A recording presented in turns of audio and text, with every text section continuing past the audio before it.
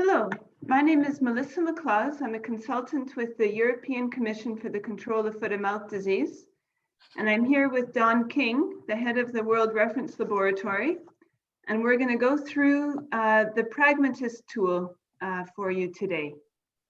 So Don, I'd like to start with some background on the tool. And we have here on the screen the list of what we used before the Pragmatist tool. Can you tell our listeners about this list, how it was made?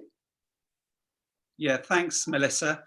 I mean, many of you will probably remember, with those with longer memories, will remember these types of tables that the WRL used to produce on a quarterly basis, which were our antigen prioritization tables, where we defined what we considered to be high priority antigens for FMD vaccine banks, medium priority antigens for FMD vaccine banks, and low priority antigens for vaccine banks. And this system had been going on for many years, but I think there were perhaps some valid criticisms of this system. One is that it wasn't very clear to anybody really what was meant by the different terms high priority, medium priority, and low priority. So this was not a quantitative metric at all. It was just a qualitative assessment of whether we felt that antigens could be prioritized in different levels. But then there was also another valid criticism, really, that the table didn't really accommodate different regional context, and the idea that certain countries have higher risk to certain strains or perhaps certain serotypes, and perhaps that would influence the prioritization of the antigens that they would want to hold in their vaccine banks. And so that really motivated us to sort of look at this problem in a little bit more detail. And that is really what we are hoping to discuss with you here today, which is the Pragmatist tool, which is a very simple tool which allows you to take some information regarding the risk of FMD coming into your country and to define which vaccine antigens are perhaps the highest priority for you. Okay, thanks, Don. And so I think what we can do is to take a tour of the Pragmatist tool, and viewers can see here that we're in Excel, and so the Pragmatist tool is actually currently developed within the Excel spreadsheet format, which is available to most users around the world. And you can see here at the bottom that there's a series of tabs, and we'll just scroll through those tabs if that's okay, and we'll see the different parameters that are input. So we start here, the first tab is called the source area score. And this asks the user to enter the risk of foot and mouth disease being introduced to your country from different FMD endemic regions. And we're given 100 points to split between all the regions. And so this tab here addresses that issue that you mentioned before, that the different risks are going to be different according to where the user is sitting.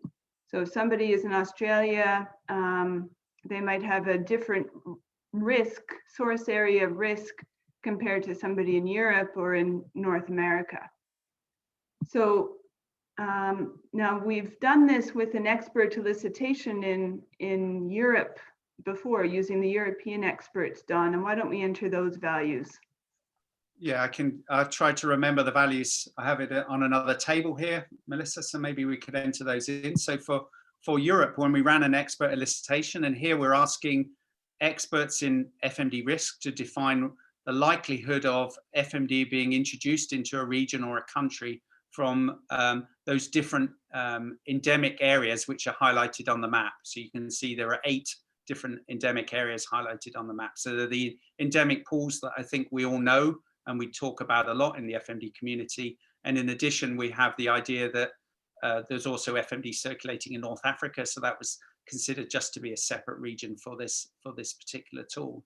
And so for Europe, we considered that by far the highest risk coming from West Eurasia. And out of those 100 points you were talking about, Melissa, we were giving 43 points to West Eurasia. Okay, I'll put that in. And then we see this pie chart appears. And then for East Asia, we were saying 11 points for East Asia. Oh, maybe I've got to move down here. 43, 11, North Africa. North Africa, at that time when we ran the exercise, which was a few years ago, we considered 23 points for North Africa. So 23% of the 11. Yeah. 23. And then for the South Asian pool 2, we considered 8. 8, and you can see here we're getting the tally getting up to 100. We're at 85 so far out of 100 points. And then East Africa, we gave 4 points. Sounds a little bit like Eurovision, I think, yeah. And then for West and Central Africa, we assigned 5 points. 5 points, and so this would be based on the connections or the how likely FMD is to travel through animals or through trade to Europe from these different source regions. And for Southern Africa, we assigned 3 points. 3 points. We have 3 points left, which is for South America. Okay. So now you have the 100 points. Okay. So it says here now all risk has been assigned. So with that basis, we can go on to the second tab, which is quite small here. I'll zoom in a minute, but this shows the 8 regions across this top row in green, and then some of the important lineages that are circulating globally in the rows. So then this is a matrix type approach. And I'll just zoom in. And again, we have 100 points, this time divided in each column across the lineages that are circulating within each of these source regions. So in West Eurasia, at the time that this tool was made, we thought that of 100 FMD infected animals, if they were randomly chosen all across West Eurasia, then 35 of those would have Pan-Asia 2, 6 in India 2001. Oh, this is all serotype O. 3 with, help me Don, East Africa. East Africa, West Africa. West Africa, yeah. And then you have quite a large, about quarter of the animals, if they were randomly sampled, would be serotype A, the ARN05. We have 17 against G7, and then the remainder of the risk is either for serotype Asia 1, which is 12.5, or 0.5% of the risk assigned to SAT2, and that was really relating to the small incursions of SAT2 through certain countries in the Middle East. But the idea is, it is an estimation of the overall extent to which different viral lineages are circulating in those 8 endemic source regions that we were talking about on the previous slides. And of course, most of this data is usually populated in the tool already, and it uses data that we collect from the OIE FAO FMD reference laboratory network. And for those who are interested, you can find more information about the work we do within that network on our website, and you will see this table presented in a number of the reports that we produce on an annual basis. So on an annual basis, we will look at we will take the evidence coming in from the reference laboratories, and maybe we will adjust the table according to particular outbreaks that are occurring in different regions. And that may be why the table is changing. And I'd say, please, if you are going to use the tool, please try to use the most recent inputs for this table. But the other message, of course, is this is a free table in Excel. So if you don't agree, or you see for yourself, perhaps in your country, you see a greater emphasis on a particular lineage, then there's always an opportunity just to change those values, and you can do that for yourself. Yeah, so long as you keep in mind that the total always adds up to 100. And then there's this helpful tab here that would restore the default value. So the user could play around with it, and then they can always restore to the default according to the input values in the tool initially. So moving on to the next tab here, now we have the Lineage Score. And this combines the source area score with the distribution which within each one of those source areas to give a lineage score, which is probably most informative here in the percentage consideration, so a relative percent. And so based on these input values, the greatest threats would come from this OMESA, India 2001, and Pan Asia 2. So they're but again, this will be dynamic. Sorry, Don. Sorry, Karen.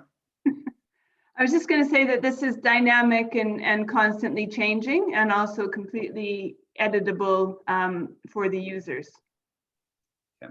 The point I was going to ask really was to prep or to explain perhaps was just to say why these values are different than just looking at the values from either from the first table or the second table. And of course, this is reflective of the fact that certain viral lineages are present in more than one source area. Mm. So this table will accommodate the fact that viral lineages are present in more than one source area and allow you to accumulate that risk according to that's assigned to particular viral lineages. Yeah, and I think here that this serotype O is a good example where it's present in many different source areas, and it's that fact that that really bumps up the risk, because it could come from many different places across the world where it's circulating, or it was at the time of that this table was made.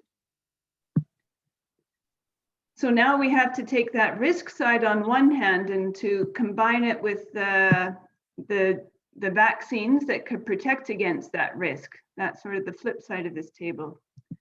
And here, just let me zoom out a little bit.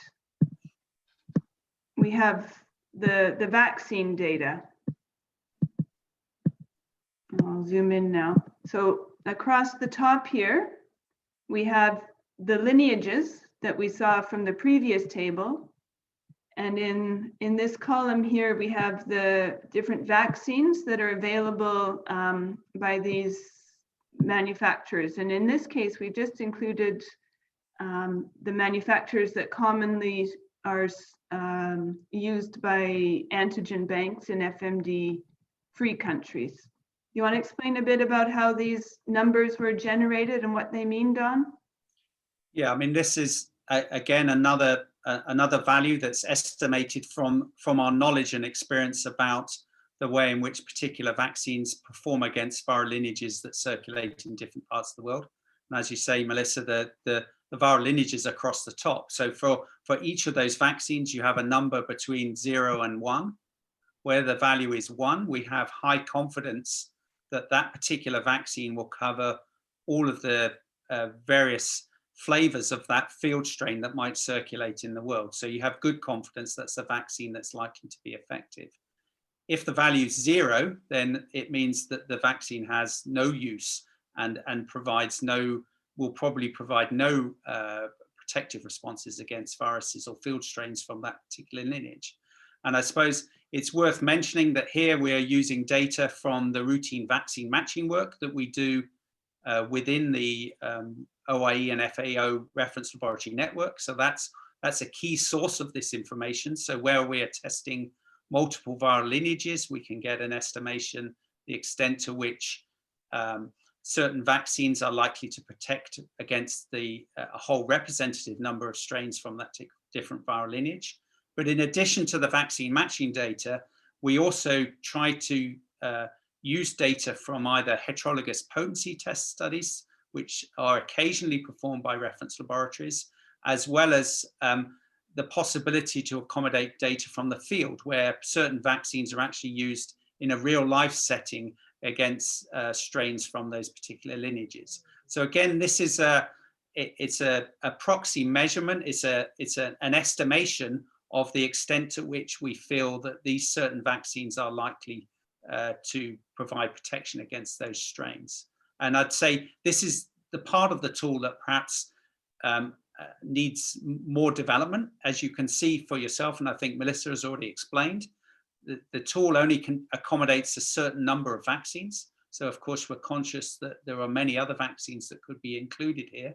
And we look for perhaps some guidance and feedback from our partners in different countries that may be able to help us populate this table for other vaccines. So I'd be very happy to see other vaccines included here. And that perhaps will help us use this tool in a sort of a wider context beyond just the vaccines that are presented here. Yeah, thanks, Don. So again, these values are editable. Should somebody, feel like these values are not correct, and then you can use this tab here to return to the default values. And it would be possible for the users to, to add in vaccines, but it would require, going into the back end of this spreadsheet. So it was something that we would definitely be keen to collaborate, with users on to improve this tool and make it more applicable, not maybe just for free countries, but even for endemic countries or endemic regions. Okay, moving on here now to the last tab in the tool, which we call the Vaccine Manager. And this, I appreciate it's probably quite small on your screen. So I'll just have a look at the whole thing and then we'll zoom in a bit. But this table below at the bottom of the screen, just let me zoom in. Again, it's showing, it's taking from some of the previous tabs, where here we have the circulating strain, the lineage score that we saw in a previous tab, in the third tab. That's considered the maximum risk. And then along here, we have all of the vaccines that are included in the tool. And then the user has the opportunity to select which vaccines they would like to consider for inclusion. So let's pick just a couple of vaccines here, Don. Omanissa, should we choose? Yeah, let's pick Omanissa and maybe So here's a drop down maybe menu. the one next door as well. We can pick Ocalfurin or something like that. Or no, let's pick O3039. 3039, they go together, I think. And maybe an A. Yeah, we can ran. Yeah. Okay. So you can see here now it shows up that we've selected these 3 vaccines. Is 3 good? Yeah, that's a good starting point, I think, to show the impact. So if you move to the top of the spreadsheet. Yeah, just let me adjust that a bit. So here we can see the 3. Wasn't a good one. Can we maybe select another A? Oh yeah. Maybe there's no data for that one. I can't quite see. A Turkey? Yeah, that would be fine.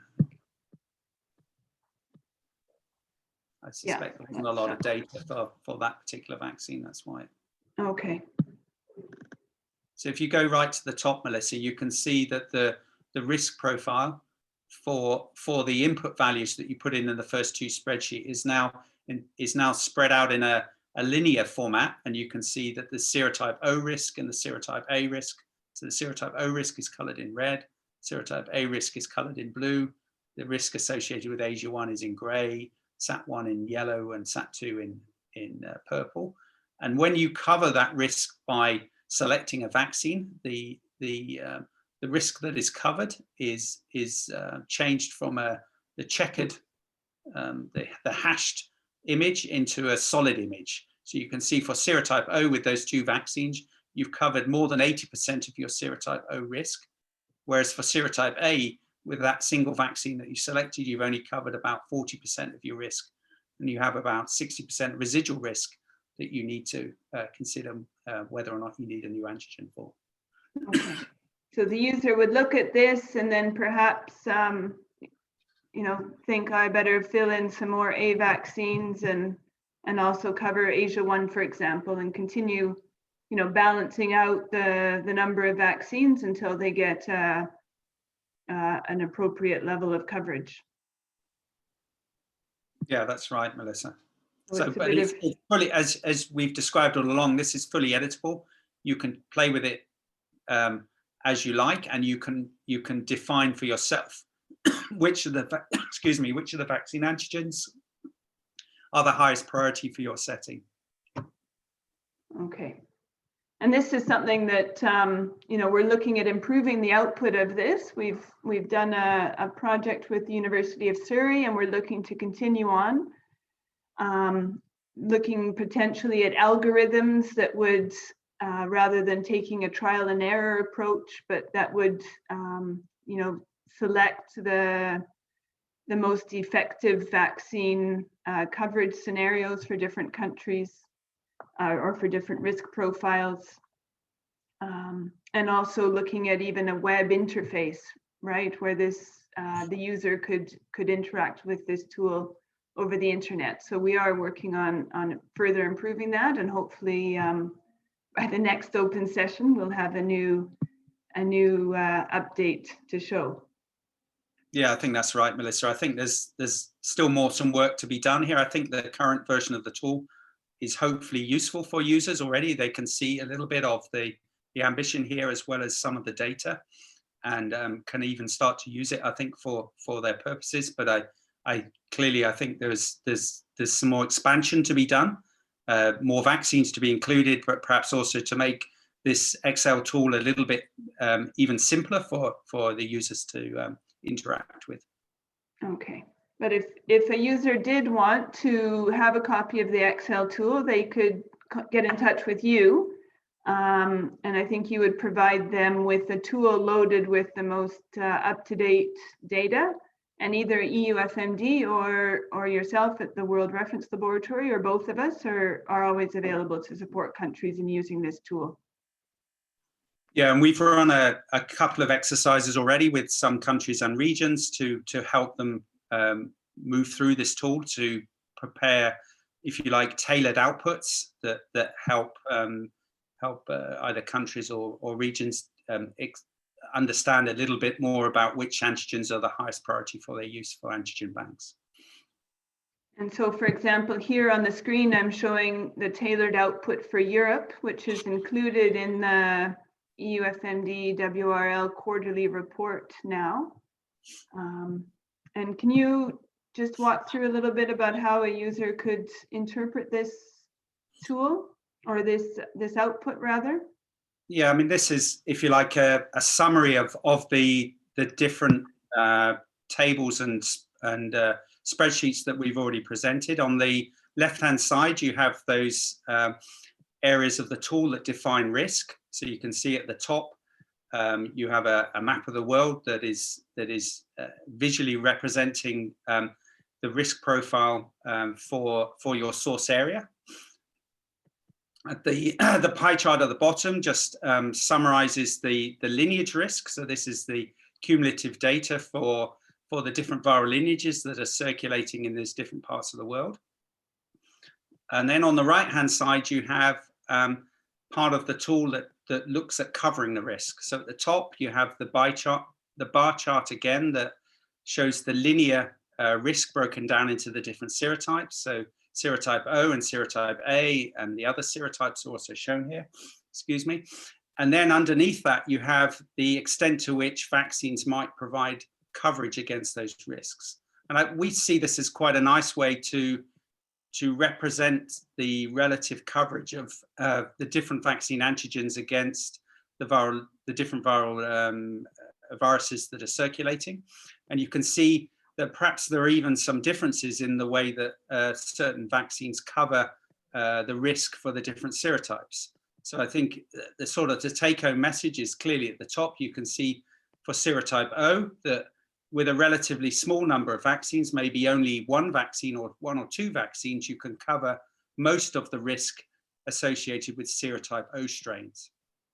But for serotype A, the situation's a little bit different. And I think the extent to which serotype A vaccines cover different viral lineages is perhaps a little bit more compartmentalized, and a little bit more, there's less evidence of overlap between some of the coverage of the serotype A vaccines. So it would suggest that perhaps for this particular example that you need more than one, certainly more than one, maybe several serotype A vaccines to cover the risk, even though the overall risk for serotype A is a little bit less than serotype O.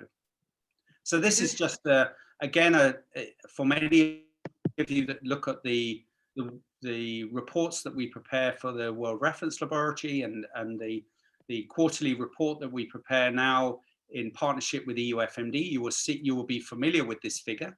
And the idea is going forward, we will update this figure specifically, I think, from a European context on a quarterly basis. But as we said previously, I think there's also an opportunity to prepare more tailored outputs for other regions and perhaps even other countries if there's a demand to do so.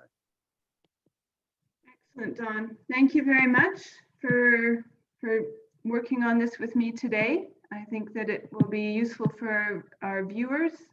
And please, if you have any questions or would like to get some more information on Pragmatist, don't hesitate to contact the EuFMD or Don at the WRL. And we look forward to continue to collaborate on this.